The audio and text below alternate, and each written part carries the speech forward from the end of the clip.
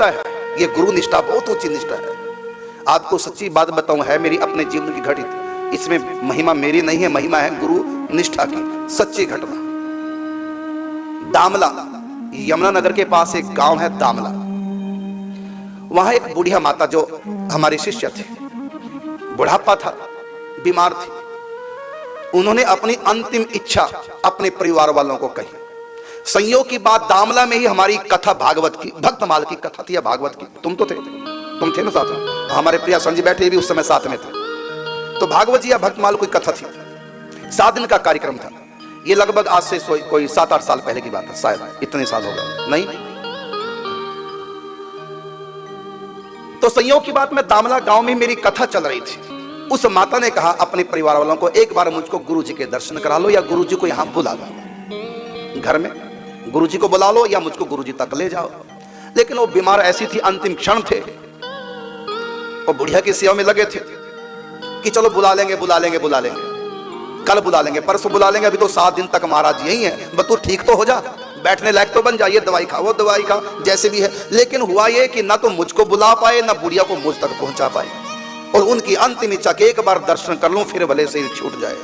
वो इस चक्कर में रहे कि दूसरे दिन बुला लेंगे, तीसरे दिन बुला लेंगे, 7 दिन तक महाराज यही है, बुला लेंगे कोई नहीं, थोड़ा ठीक हो जाए।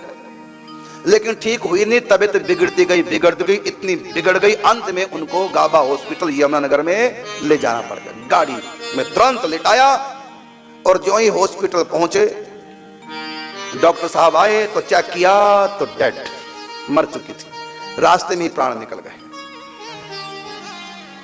फिर घर में फोन किया, बुढ़िया जा चुकी है, रिश्तेदारों को भी फोन कर दिया, संस्कार की तैयारी कर लो, हम आ रहे हैं लेकर के। तो गाड़ी हॉस्पिटल से शहर से गांव की तरफ आ रही थी, रास्ते में बुढ़िया उठकर बैठ गई जीवित हो गई। ये सच्ची घटना हमारे साथ भी थी, बता रहा हूं मैं, वही था, घटना घट गई, बुढ़िया जीवित हो गई। फिर सब घर रिश्तेदारों को फोन करना पड़ा, भैया बुढ़िया जीवित होगी, किसी के आने की आवश्यकता नहीं, कोई संस्कार नहीं होना है कुछ नहीं। वो घर में भी कह दिया कि दी बाती कर दो, जो करते हैं रिवाज के अनुसार। वो पूरी तैयारी कर दी, बिछा करके जो कुसा वगैरह सब डेड बॉडी के लिए। लेकिन बुढ़िया जीवित हो गई। फिर उनको ले आए अपने घर में। फिर हमारे पास समाचार पहुंचा तो बुढ़िया ने बताया कि मैं मर के जब गई तो जब मैं ऊपर पहुंची तो कहा कि भाई इनकी अंतिम इच्छा पूरी करो, इनको इनके महाराज जी को एक बार मिलाओ। और उसी समय मैं यहां जीवित होगी, ऐसा उसने अनुभव किया। तो फिर उनके घर वालों ने मुझको बुलाया, फिर मैं गया।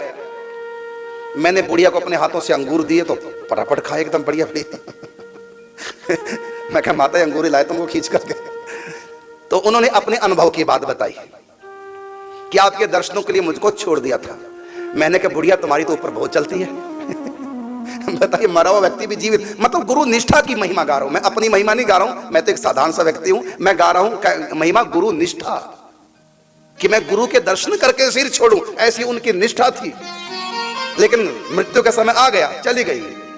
यमराज को भी, मौत के देवताओं को भी गुरु निष्ठा के आगे नियम परिवर्तन करना पड़ा, घुटने टेकने पड़े। यह है गुरु निष्ठा। यमराज भी नतमस्तक हो गया उस गुरु निष्ठा के आगे और छोड़ दिया। मैंने कहा बुढ़िया से ऐसा है, अभी हमारी 3-4 दिन की कथा और है, तुम्हारी तो ऊपर चलती है, अभी जाना नहीं, ये ना हो कि दर्शन हो गए बस काम तेरी अंतिम इच्छा और गई, और कथा हो रही है, कथा में विघ्न बाधा ना पड़े, कथा के बाद जाना। बुढ़िया भी हंस रहा है कि मेरे हाथ में थोड़ी है, बुढ़िया हंस के बोले मेरे हाथ में थोड़ी कुछ है। तो उसके बाद मैं आ गया, बुढ़िया को अंगूर खिला के आशीर्वाद दे करके फिर मैं आ गया और कथा हुई। 7 दिन की कथा होने के बाद इधर भंडारा शुरू हो गया, भंडारा हो गया और मैं चला संध्या के समय।